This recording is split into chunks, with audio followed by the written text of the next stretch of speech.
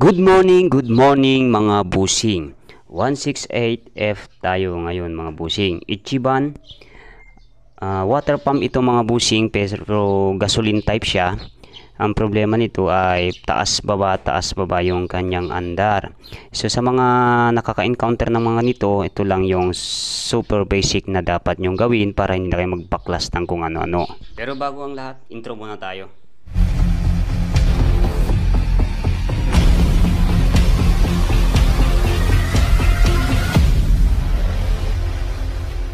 Para makatipid tayo sa oras mga busing, ito yung mga unang hakbang na dapat nyong gawin para hindi na tayong magbaklas ng kung ano-ano pa. Kasi nasa karburador lang yung problema pag ganito yung mga nangyayari sa yung makina. So papakita ko yung ano.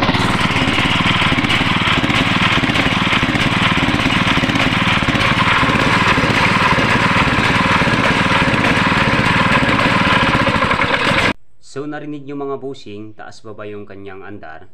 So yung mga unang hakbang natin dito para madalian lang yung ating gawa ay sa basic lang muna tayo bago natin alisin yung buong karburador, dahil nasa karburador lang ang totoong problema. Alisin natin tong kanyang cap ng kanyang karburador. Then kung may air compressor kayo, pabugaan nyo yung butas na pinapasukan ng gasolina dahil dito nagkakaproblema. Maaring may bara kaya short yung ating gasolina papunta sa kanyang makina. So ayan, bugaan mo lang yan ng air compressor. Kung walang air compressor, maaaring gumamit kayo ng mano-manong bomba. Ito ganito, ito lang muna gagamitin natin ngayon. Ayan, ganyan, bugaan mo lang. Tapos ulitin mo lang dalawang beses, pwede mo na siyang ibalik. Kung hindi mo makuha dyan, pwede mong baklasin yung buong karburador at linisin mo yung maliit na butas.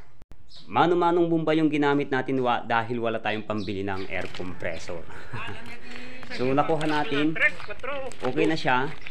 So ganun kasimple, ganun ka basic, hindi na tayo nahirapan magbaklas. Nakuha natin sa madali ang paraan. So maraming salamat na naman mga busing.